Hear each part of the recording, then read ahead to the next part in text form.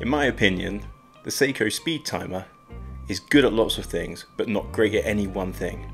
And that's why, surprisingly, it's actually found a permanent place in my collection as a set and forget, go anywhere, do anything watch.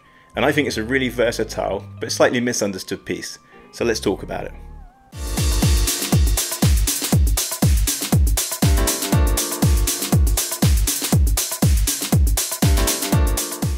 So here we are, in front of us now is my own Seiko Speedtimer, the SSC815. I've had this actually since May last year, so there's a few battle scars on it, a few scratches, but it also makes me well positioned to give a fair review of it, having had it in my collection for coming up to, well, not far off a year now actually. Basic overview, 39mm, this is a smaller sports chronograph. It's good for any medium, small size wrists. If you've got a larger wrist, it might be a little bit more, a little bit lost, but I'll show you some wrist rolls later anyway on my 17.5cm wrist. So we've got a sapphire crystal, chronograph pushers here, tachymeter. In this colorway, you've got the sort of like red accents here, so on the indicator for the minutes, which also doubles up as a power reserve indicator on the chronograph hand, and then yeah, on the start of this tachymeter scale here. I don't know the material on this. I think it's painted steel on this bezel here, but I haven't actually been able to find out. We just stopped the chronograph for a second, looking a little bit closer in at the dial. So this one is purple, and it matches the solar cells where they have, I think it's coated wires coming off there, where they deliver the power into the capacitor. So on the other colorways, it's still kind of purpley inside the subdials, and I think it clashes a little bit with the color on the main dial. So that was the only reason I picked this colorway, but yeah, I'm happy with it. I do like the white and the black as well, and I think those two can work a little bit better in a formal scenario, which you don't get with the purple. It's a little bit more sporty kind of all the time. We'll talk a little bit more about the movement while we're on it. So this is a Seiko V192, which is a solar movement. It's accurate to plus to minus 15 seconds per month, according to the official specs. It's a capacitor, so I think it lasts around about 15 to 20 years. I mean, I know the Eco Drive and Citizen are around that, and I'm guessing that the Seiko is going to be somewhere the same. And it runs 6 months on a full charge.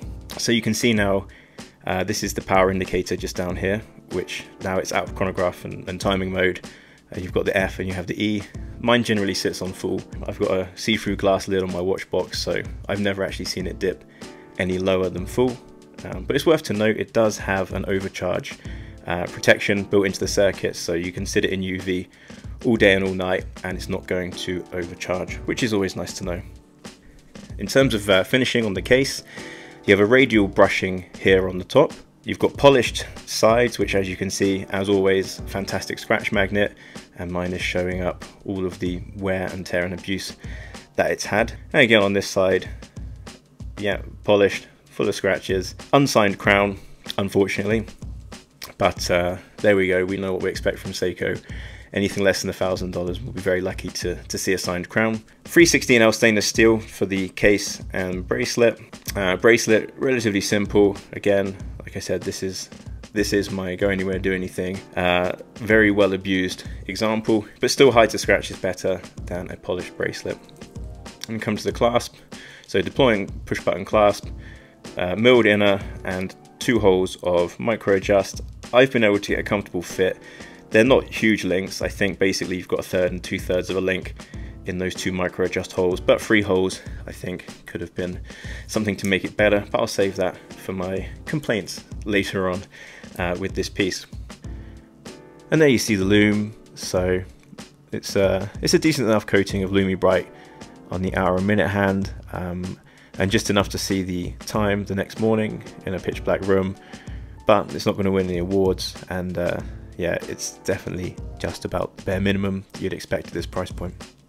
And here's a quick look at the watch on my 17.5cm wrist, this underneath the bright desk light. I will also insert the outdoor wrist roll for you to have a look at as well, just so you can see how that looks in the light.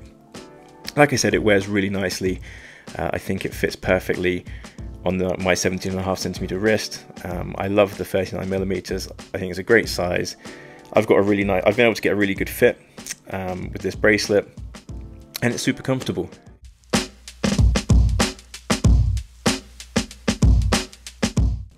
So why do I think this is misunderstood? Well, I bought this watch and I expected it to be a special piece in my collection, let's say. I didn't have any other chronographs in my collection at the time, and I thought putting it on the wrist, I'll get warm fuzzy feelings about motor racing, and I think I'd just seen Ford versus Ferrari at the time, and I liked the idea of having a racing chronograph and imagining vintage cars and old Le Mans cars roaring around tracks, and I'd make a real connection with it. And to be honest, I didn't make a connection with it at all.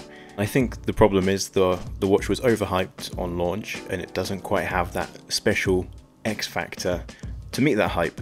So how did it become a permanent part of my collection? Well, I think, as I said in the intro, I think this watch is good at everything and not great at any one thing in particular. So when I think of a sort of everyday wear, especially for those of you guys who have got a lot of automatic watches in your collection, you just want a grab and go that you can really enjoy.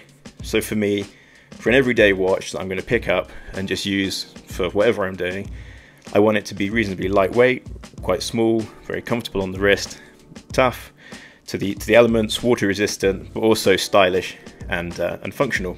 And this watch ticks all of the boxes. It is small at only 39mm. It is really comfortable on the wrist. You've got your sapphire crystal there. You've got 100 meters of water resistance. It isn't a screw down crown, which always irritates me slightly, but I have been swimming with this, I've been rafting with this. I've got full faith in it staying resistant to water. I mean, 100 meters is far deeper than I'm ever going to go with this. The most I ever get is maybe a few meters down splashing around in a hotel swimming pool, and that's really about it. One thing that is good on this watch, which is a complaint on other Seikos, is the end link fit. So if you see here, there's a tiny amount of movement left and right, but it's butted right up there against the case. If I grab my SPB, which is a far more expensive watch, and you just look at that, that's the stock bracelet. Look at that fit, which is rubbish for a more expensive watch. So it's nice to know that Seiko can get it right when they want to. Adjusted for my wrist with the links taken out, I'm still around 150, 151. So it's actually heavier than I expected. So I'll change it to this. I'll say that this is extremely well balanced on the wrist. It's not top heavy, and I think that weight is very well distributed. Rather than saying it is lightweight per se, I thought it was going to be more around 130, 135. So yeah, there we go.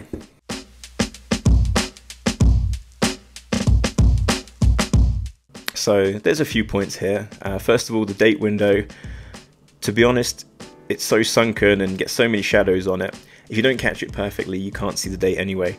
I would rather have no date window than something that is so sunken into the dial and so difficult to read. Yeah, so looking at the X here on the dial, I'm not sure why Seiko had to advertise that. I think the dial would be more balanced and classier looking, to be honest, without the Prospex X. And my third complaint on this, polished sides.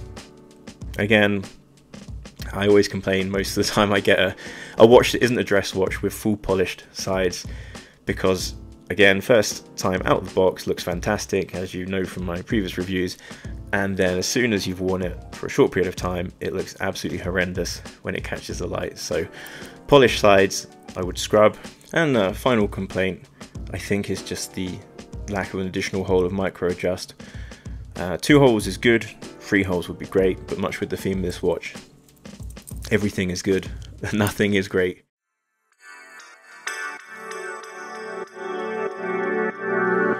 So in conclusion then, with the Speedtimer, like I said, it's not the watch that I thought it was going to be. I didn't instantly fall in love with it, and I didn't get the connection that I expected, but it's become the only watch in my collection that I like enough, the way it feels, the way it looks, the quality of it, to want to wear it, but don't love it enough that I'm not scared to scratch it, I'm not scared to scrape it, I'm not scared to take it doing extreme sports or outdoor adventures. So I think that is why it holds its place in my collection. Now, I picked it up for around $400 US, which I think is the right price point, but I would encourage you to look around, try and find the best price, because I think any more than that, and it probably is verging on overpriced for what you're actually getting. But yeah, that's my experience with the Speedtimer. I'm really interested to hear what you think about the Speedtimer, or what your go-to everyday watch is in an automatic collection. What's your grab and go? What's your, oh, I don't care enough about this, I don't mind scratching it up, but I still enjoy wearing it? What is that watch for you? And like I said, honourable mentions to G-Shock. I really like the G-Shocks, but it's just not for me. And also Citizen have some great watches. I had a Navihawk with the Eco Drive, far better pricing than this, but I struggled to find small Citizens, 39mm, more compact, with the good specs, with the Sapphire, that could really compete with this. And I mean, if you can recommend anything from Citizen that you think could rival this, then please do let me know as well. As always, thank you for watching. If you enjoyed the video, please like. If you want to see more, please subscribe. And if you're bored, then please click on my channel, and there's a couple more videos as well. Cheers.